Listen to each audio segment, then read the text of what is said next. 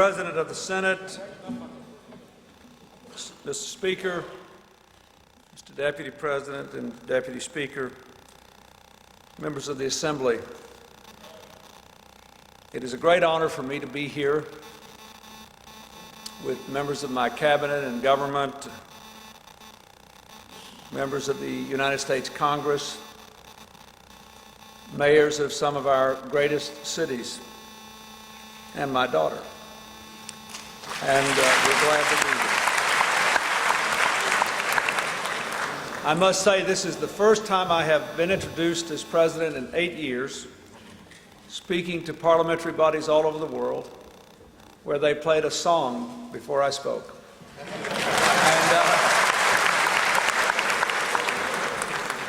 I liked it a lot. It got us all in a good frame of mind. 22 years ago, President Jimmy Carter became the first president ever to visit sub-Saharan Africa when he arrived in Nigeria, saying he had come from a great nation to visit a great nation.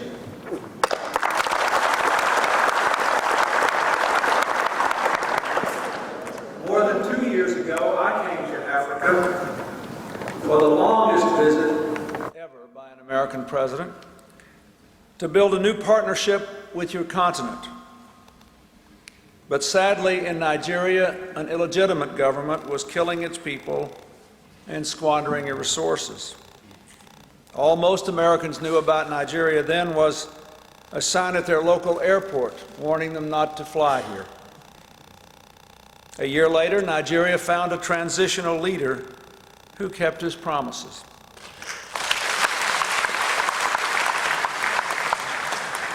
Then Nigerians elected a president and a National Assembly and entrusted to them, to you, the hard work of rebuilding your nation and building your democracy. Now, once again, Americans and people all around the world will know Nigeria for its music and art, for its Nobel Prize winners and its Super Falcons, for its commitment to peacekeeping and its leadership in Africa and around the world. In other words, once again, people will know Nigeria as a great nation.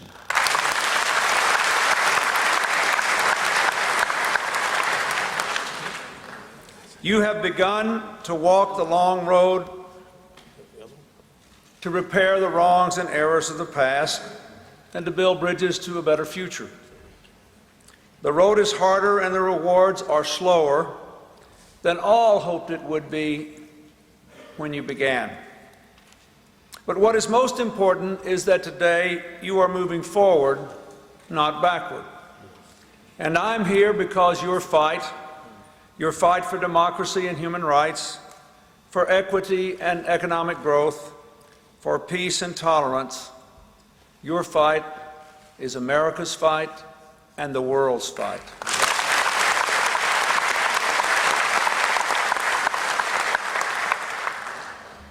Indeed, the whole world has a big stake in your success, and not simply because of your size or the wealth of your natural resources, or even your capacity to help lift this entire continent to peace and prosperity, but also because so many of the great human dramas of our time are being played out on the Nigerian stage. For example, can a great country that is home to 1 in 6 Africans succeed in building a democracy amidst so much diversity and a past of so much trouble? Can a developing country, blessed with enormous human and natural resources, thrive in the global economy and lift all its people? Can a nation so blessed by the verve and vigor of countless traditions and many faiths be enriched by its diversity, not enfeebled by it? I believe the answer to all those questions can and must be yes.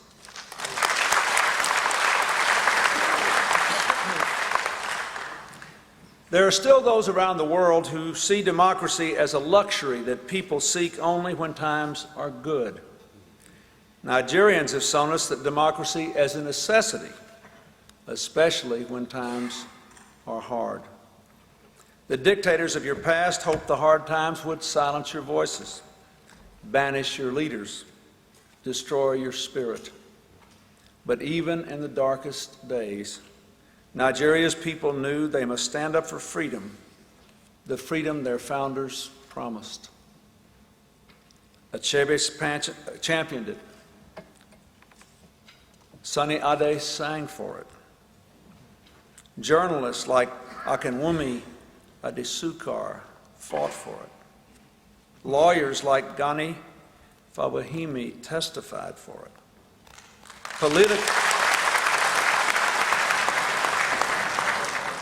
Political leaders like Yar'Adua died for it. And most important, the people of Nigeria voted for it. Now, at last, you have your country back. Nigerians are electing their leaders, acting to cut corruption and investigate past abuses, shedding light on human rights violations, turning a fearless press into a free press. It is a brave beginning. But you know better than I how much more must be done. Every nation that has struggled to build democracy has found that success depends on leaders who believe government exists to serve people, not the other way around. President Obasanjo is such a leader. And the struggle to build democracy depends also on you, on legislators who will be both a check on and a balance to executive authority and be a source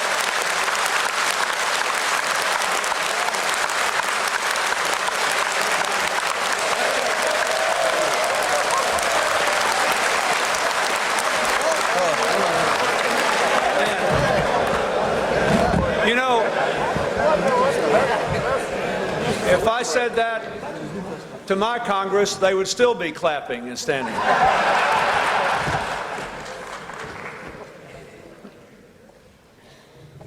And this is important too. Let me finish. In the constitutional system, the legislature provides a check and balance to the executive, but it must also be a source of creative, responsible leadership. For in the end, work must be done and progress must be made.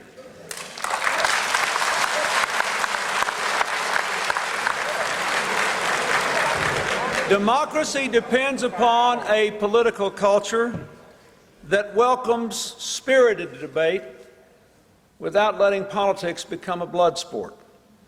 It depends on strong institutions, an independent judiciary, a military under firm civilian control. It requires the contributions of women and men alike.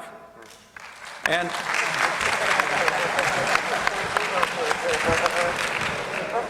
I must say I am very glad to see a number of women in this audience today, and also I am glad that Nigerian women have their own Vital Voices program, a program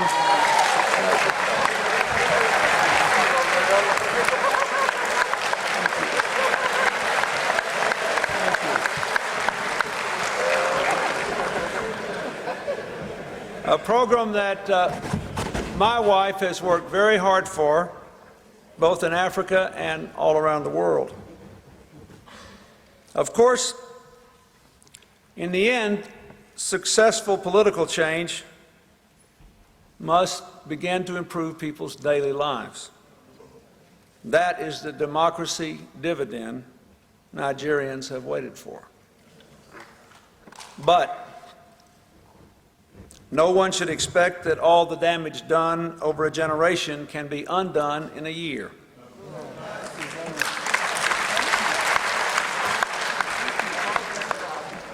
Real change demands perseverance and patience. It demands openness to honorable compromise and cooperation. It demands support on a constant basis from the people of Nigeria and from your friends abroad. That does not mean being patient with corruption or injustice, but to give up hope because change comes slowly would only be to hand a victory to those who do not want to change at all.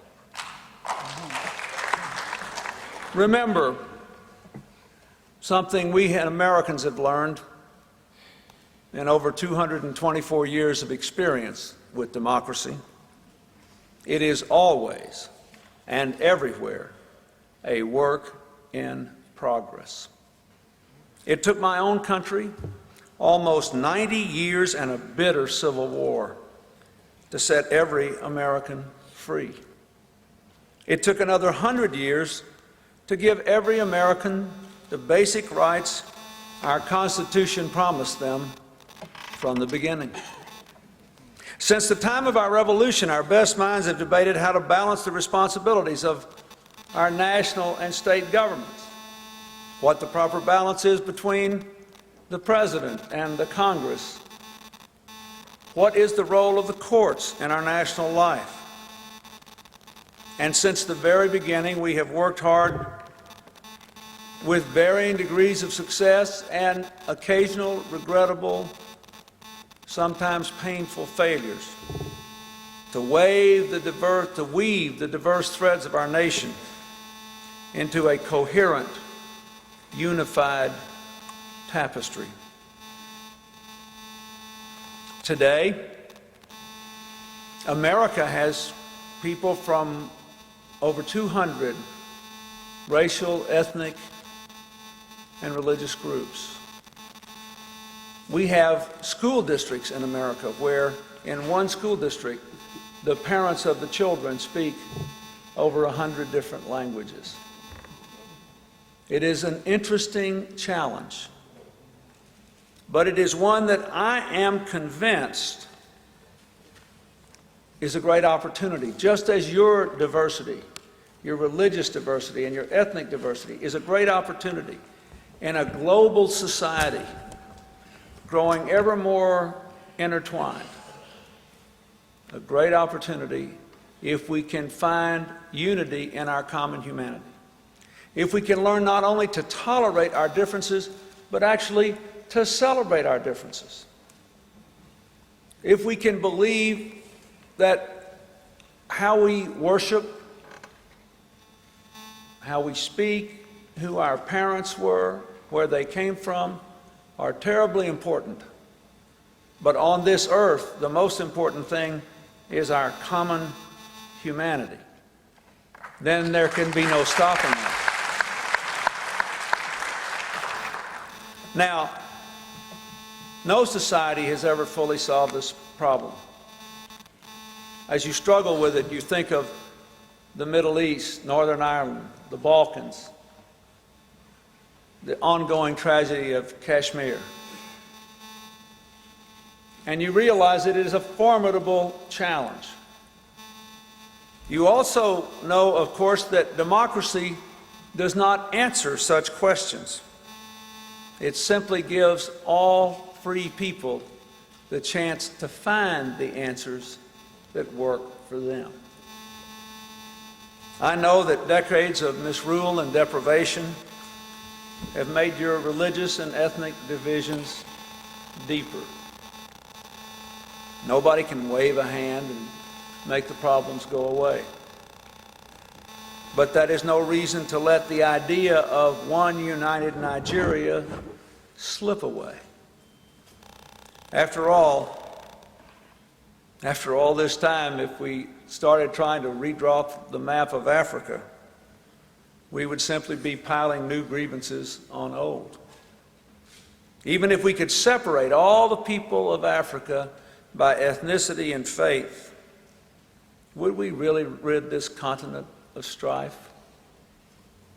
Think of all the things that would be broken up and all the mountains of progress that have been built up that would be taken down. if that were the case. Where there is too much deprivation and too little tolerance, differences among people will always seem greater and will always be like open sores waiting to be turned into arrows of hatred by those who will be advantaged by doing so. But I think it is worth noting for the entire world that against the background of vast cultural differences, a history of repression and ethnic strife, the hopeful fact here today is that Nigeria's 250 different ethnic groups have stayed together in one nation.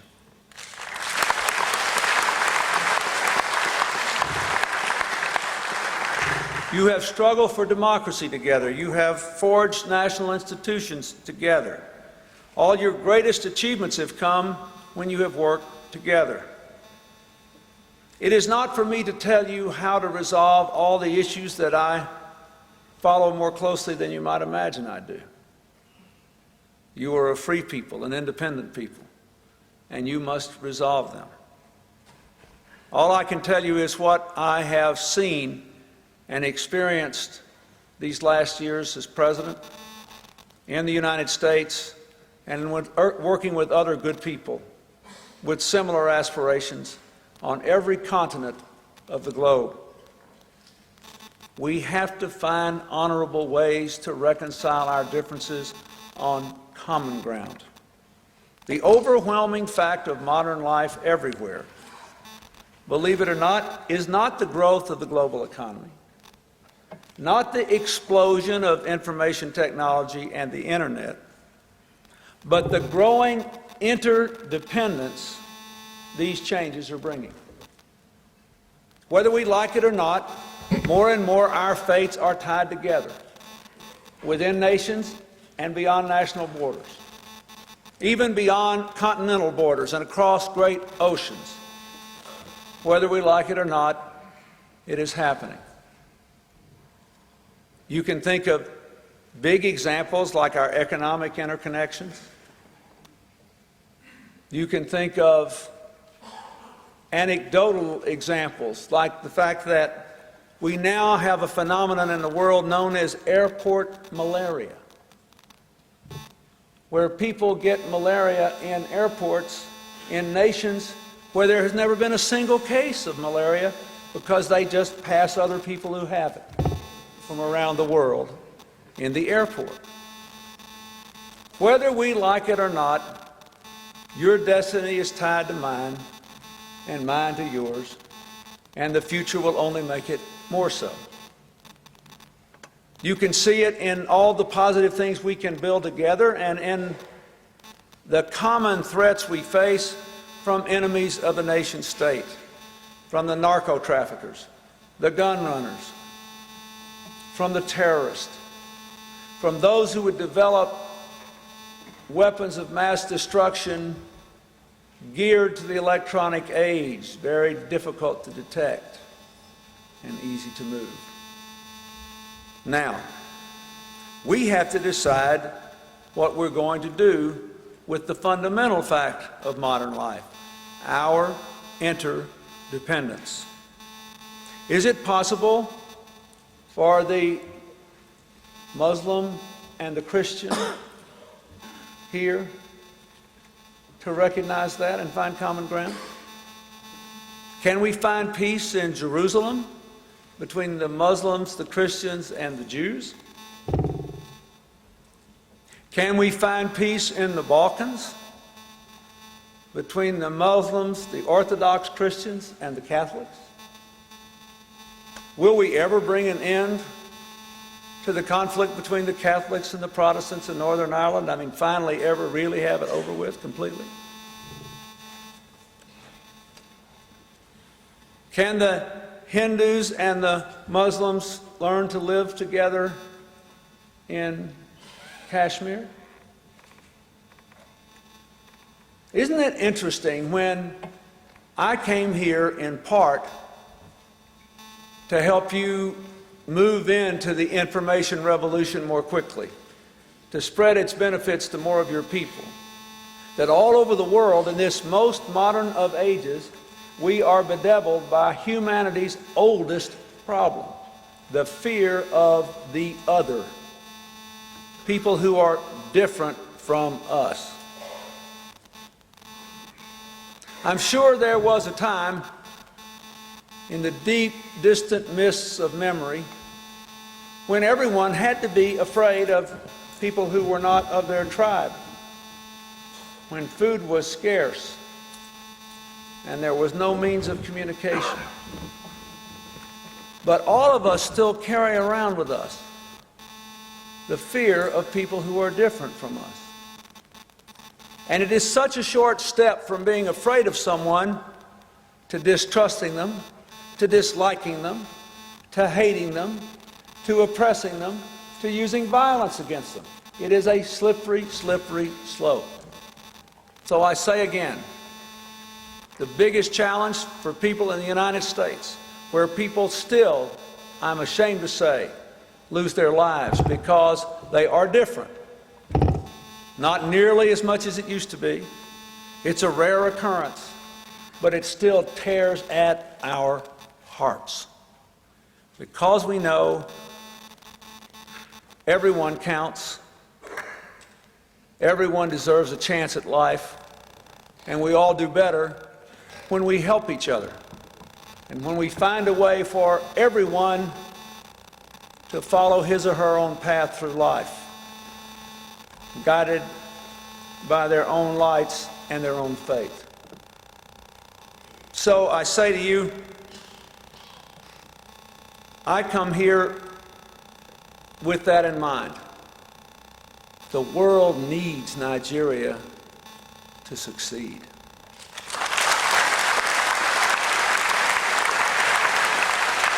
By our differences, then, we become less than the sum of our parts.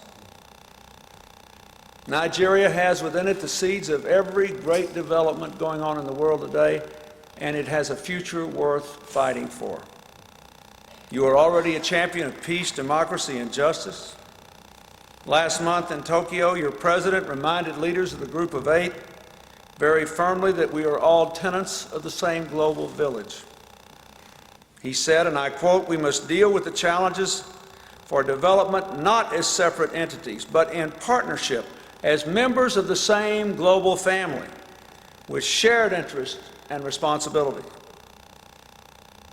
So today I would like to talk just a few minutes about how our two nations, with our shared experience of diversity and our common faith in freedom, can work as partners to build a better future.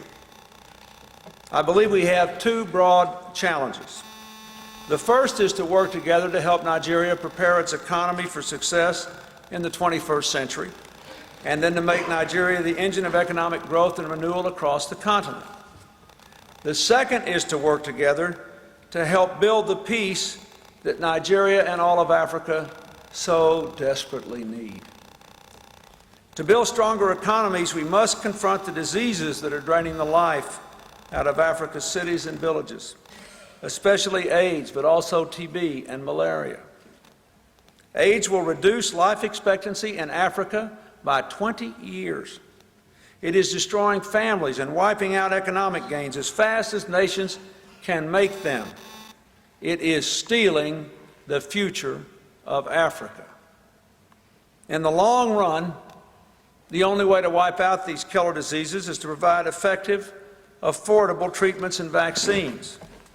Just last week, I signed into law a new $60 million investment in vaccine research and new support for AIDS treatment and prevention around the world, including Nigeria.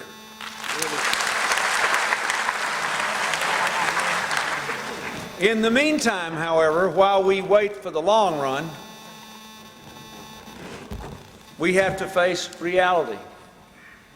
I salute President Obasanjo for his leadership in recognizing we can't beat AIDS by denying it. We can't beat AIDS by stigmatizing it. Right now, we can only beat AIDS by preventing it, by changing behavior and changing attitudes and breaking the silence about how the disease is transmitted and how it can be stopped. This is a matter of life or death. There are nations in Africa, too, that have had a significant reduction in the AIDS rate because they have acted aggressively on the question of prevention. Tomorrow, the President and I will meet with Nigerians on the front line of this fight, and I will congratulate them. Building a stronger economy also means helping all children learn. In the old economy, a country's economic prospects were limited by its place on the map and its natural resources. Location was everything. In the new economy, information, education, and motivation are everything. When I was coming down here today, Reverend Jackson said to me, "Remind everybody that America, to help Nigeria, involves more than the government. It's also Wall Street and Silicon Valley."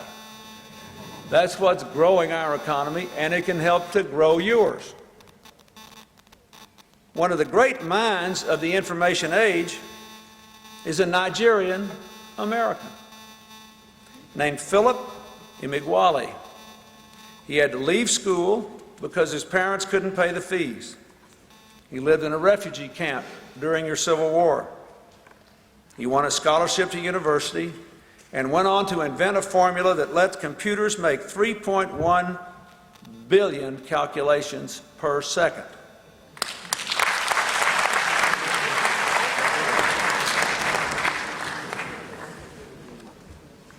Some people call him the Bill Gates of Africa.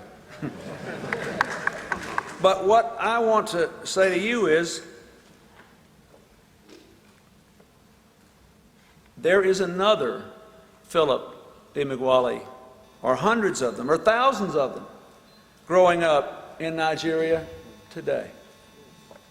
I thought about it when I was driving in from the airport and then driving around to my appointments, looking into the faces of children. You never know what potential is in their mind and in their heart, what imagination they have, what they have already thought of and dreamed of that may be locked in because they don't have the means to take it out. That's really what education is. It's our responsibility to make sure all your children have the chance to live their dreams so that you don't miss the benefit of their contributions, and neither does the rest of the world. It's in our interest in America to reach out to the 98% of the human race that is never connected to the internet, to the 269 of every 270 Nigerians who still like a telephone. I am glad to announce that the United States will work with Nigerian NGOs and universities to set up community resource centers to provide internet access, training, and support to people in all regions of your country.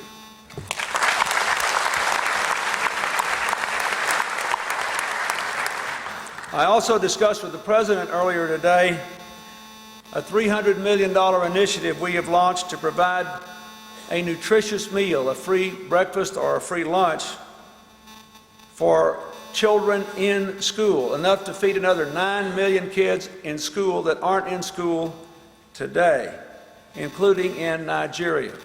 We know that if we could offer, and I'm going to the other developed countries, asking them to contribute, and then we're going to nation by nation, working with governmental groups, working with farm groups. We don't want to upset any local farm economies. We understand there are challenges here, but we know if we could guarantee every child in every developing nation one nutritious meal a day, we could dramatically increase school enrollment among boys and especially among girls. We don't have a child to waste.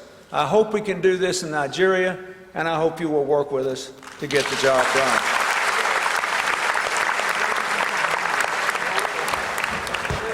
I have also asked the Peace Corps to reestablish its partnership with Nigeria as soon as possible to help with education, health, and information technology.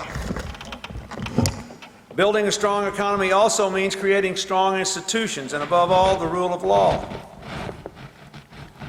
Your Nobel laureate, Soyinka, has written that he imagines a day when Nigeria is, quote, an unstoppable nation, one whose citizens anywhere in the world would be revered simply by the very possession of a Nigerian passport.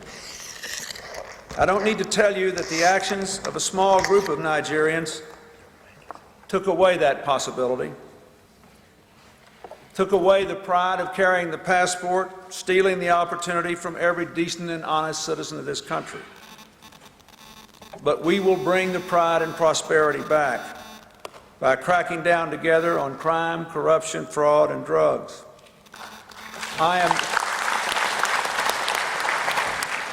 Our FBI is again working with Nigeria to fight international and financial crime. Our law enforcement agencies are working to say to narco-traffickers, there should be no safe havens in Nigeria. As we do these things, we will be able to say loud and clear to investors all over the world, come to Nigeria.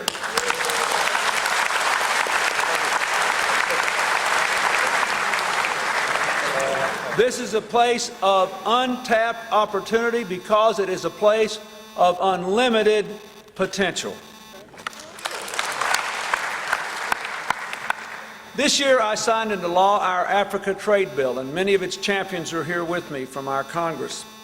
It will help us to seize that opportunity, creating good jobs and wealth on both sides of the Atlantic.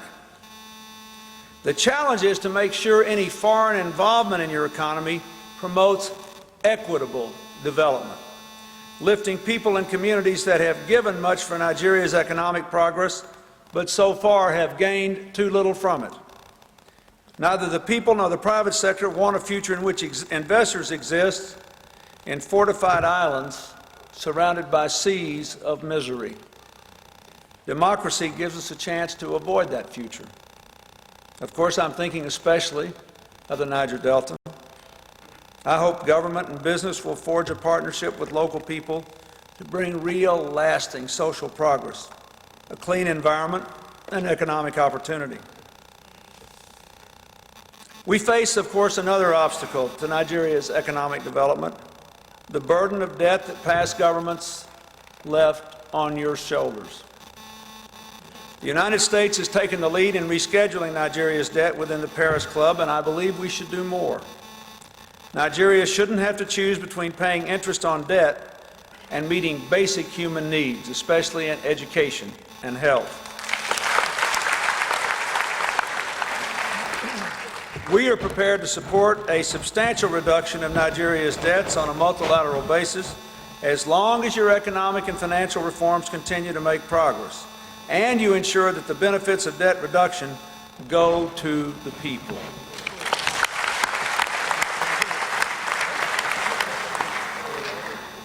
Now let me say, as we do our part to support your economic growth and economic growth throughout Africa, we must also work together and build on African efforts to end the conflicts that are bleeding hope from too many places.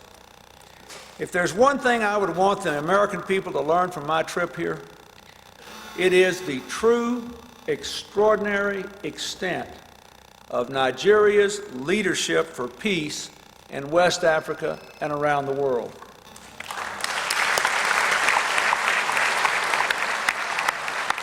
I hope our members of Congress who are here today will tell this to their colleagues back home.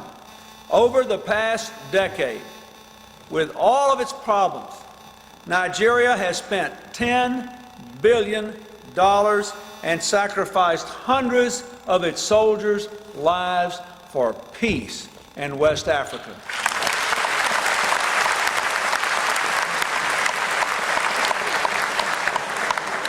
Nigeria was the first nation with South Africa to condemn the recent coup in Côte d'Ivoire. And Nigerian soldiers and diplomats, including General Abubakar, are trying to restart the peace process in Congo. In these ways, you are building the record of a moral superpower.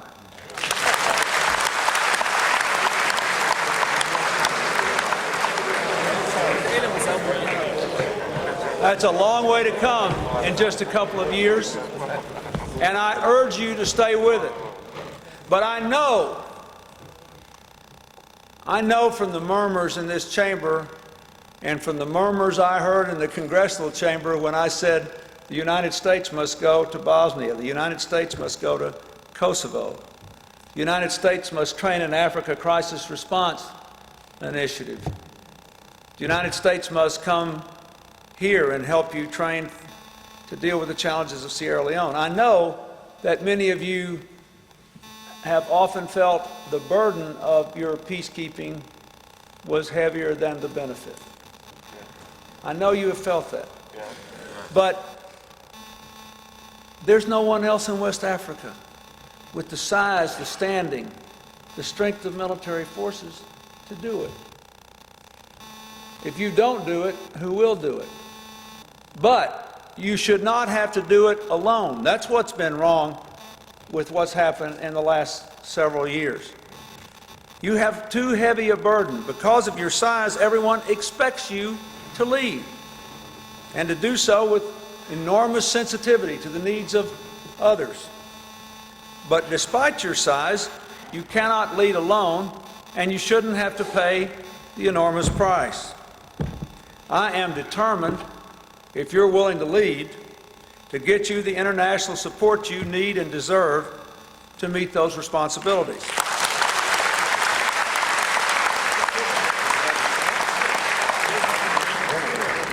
This week, the first of 5 Nigerian peacekeeping battalions began working with American military trainers and receiving American equipment. With battalions from Ghana and other African nations, they will receive almost $60 million in support to be a commanding force for peace in Sierra Leone and an integral part of Nigeria's democratization. We think the first battalions will be ready to deploy with UN forces early next year. We expect them to make an enormous difference in replacing the reign of terror with the rule of law. As they do, all of West Africa will benefit from the promise of peace and stability and the prospect of closer military and economic cooperation. And Nigeria will take another step toward building a 21st century army that is strong and strongly committed to democracy. Let me say to the military leaders who are here with us today that the world honors your choice to take the Army out of politics and make it a pillar of a democratic state. Are indivisible. It matters to us whether you become an engine of growth and opportunity or a place of unrelieved despair. It matters whether we push back the forces of crime, corruption, and disease together or leave them to divide and conquer us. It matters whether we reach out with Africans to build peace or leave millions of God's children to suffer alone. Our common future depends on whether Africa's 739 million people gain the chance to live their dreams. And Nigeria is a pivot point on which all Africa's future turns. 10 years ago, a young Nigerian named Ben Okri published a novel, The Famished Road, that captured imaginations all over the world.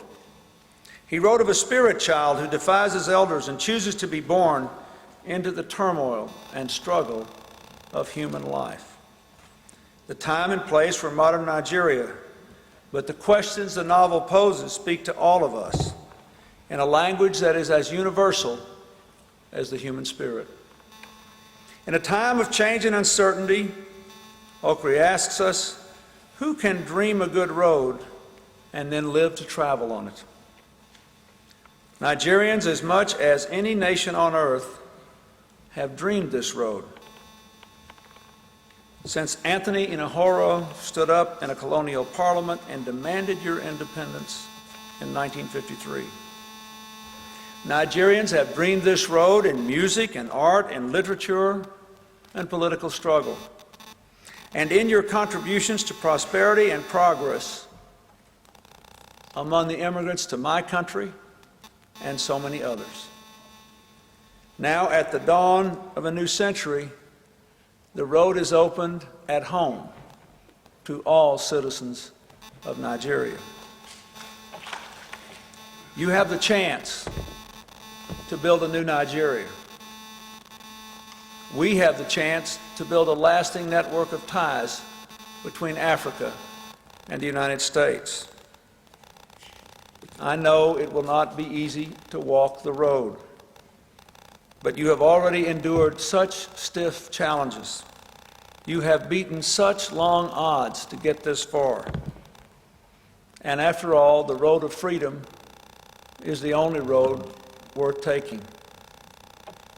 I hope that as President, I have helped a little bit to take us a few steps down that road together. I am certain that America will walk with you in the years to come. And I hope you will remember, if nothing else, what I said about our interdependence. Yes, you need us today because at this fleeting moment in history, we are the world's richest country. But over the long run of life, and over the long run of a nation's life, and over the long run of civilization on this planet, the rich and the poor often change places. What endures is our common humanity. If you can find it amidst all your differences, and we can find it amidst all ours, and then we can reach out across the ocean, across the cultures, across the different histories, with a common future for all of our children, freedom's road will prevail. Thank you, and God bless you.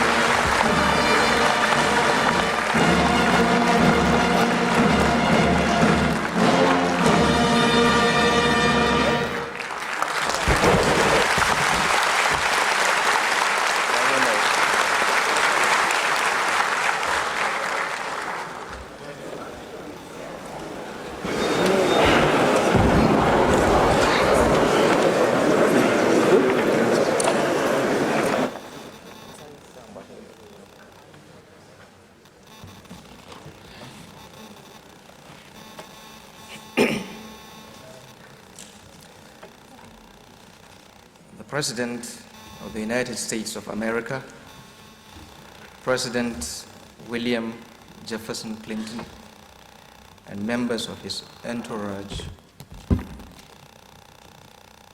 the President of the Senate of the Federal Republic of Nigeria, my Lord, the Chief Justice of the Federation,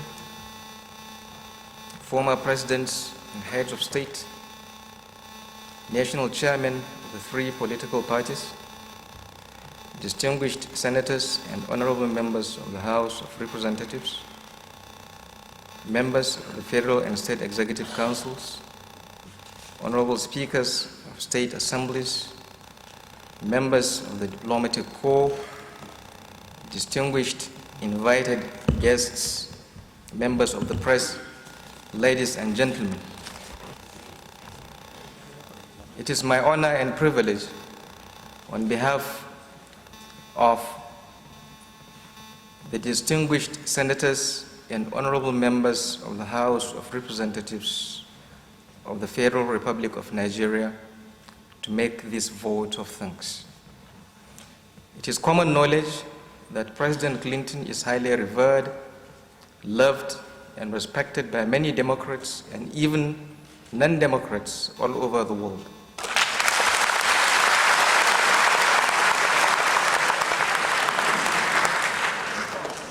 Your visit has afforded all Nigerians and indeed members of our legislature the opportunity to tell and demonstrate how much we love and respect you.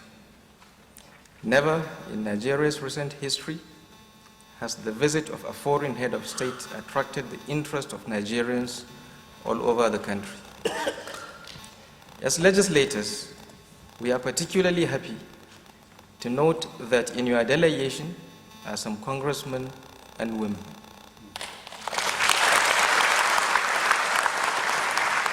We believe that their presence is a demonstration of the United States' commitment to support our young democracy. We would seize this opportunity to interact with them and broach shared experiences. Mr. President, your visit will serve as a tonic to strengthen our democracy. We admire your humility and ability to carry everybody along in the business of governing God's own country.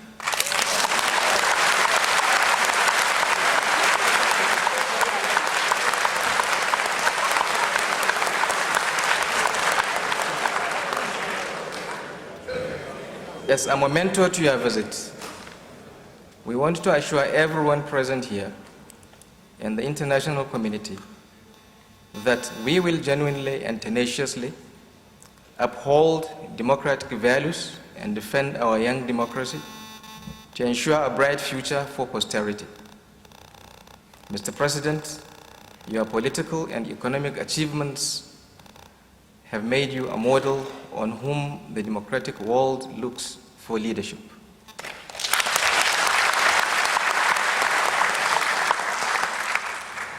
Distinguished ladies and gentlemen, despite his status as the strongest chief executive on earth,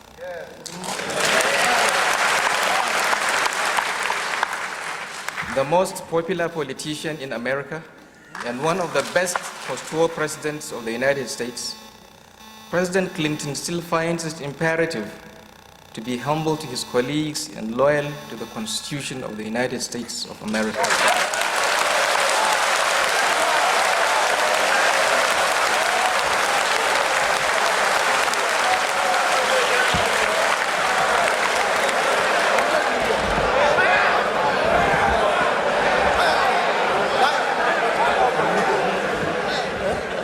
His sense of fairness and statesmanship in dealing with members of the American Congress, an institution which for many years in his administration is dominated by a party other than his, has endeared him to every American citizen and lovers of democracy all over the world. As a nascent democratic nation, Nigeria should borrow a leaf from the exemplary standards set by President Bill Clinton. Yes. We must learn to respect and strictly adhere to the principles of separation of powers as enshrined in the Constitution and give each arm of government its due constitutional rights.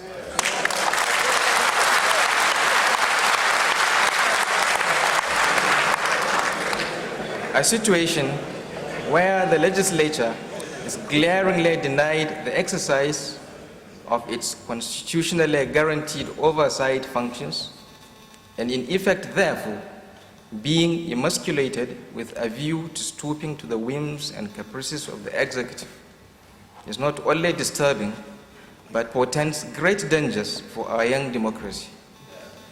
We sincerely hope that one of the lessons to be learned from this visit is that the success or otherwise of any administration is a function of the collective commitment of all the stakeholders in the political enterprise. Once more, on behalf of distinguished senators and honorable members of the House of Representatives and the people of the Federal Republic of Nigeria, I very warmly thank President Clinton and members of his entourage for the historic visit to the National Assembly and the marvelous speech he has just delivered. We also extend our appreciation to all the guests and men and women of goodwill, Nigerians and Americans, who worked tirelessly to make this epoch-making visit to the National Assembly, the first by a foreign head of state, both possible and, I must say, very successful. We thank the media for their coverage of this event and believe, as witnesses of today's occasion, you would all support the new partnership between Nigeria and the United States. Finally, our distinguished senators and honorable members of the House of Representatives are convinced that the partnership between our two great countries is based on mutual respect and for the benefit of our peoples in particular and humanity in general. Together, we can work to uplift the dignity of man, uphold democratic values, promote trade and investment, enhance science and technology, and make our society a better place to live. Thank you, Mr. President, for the solidarity you have shown to our young but promising democracy. Distinguished senators and honorable members of the House of Representatives extend their profound appreciation to you and the members of your delegation for the honor done to us by your visit. I want to single out for special mention Congressman Charles Rangel for promoting the Africa Growth and Opportunity Bill. I also want to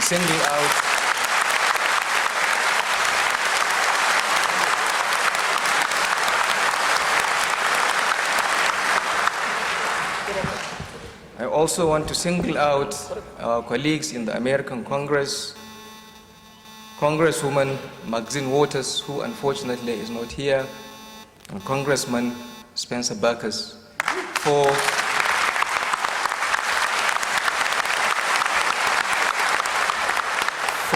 partnering us in our efforts for debt relief and cancellation. Our Banking and Currency Committee is indeed grateful to you for all your efforts. For Chelsea Clinton, I want to say you are an example in humility to children of powerful men all over the world.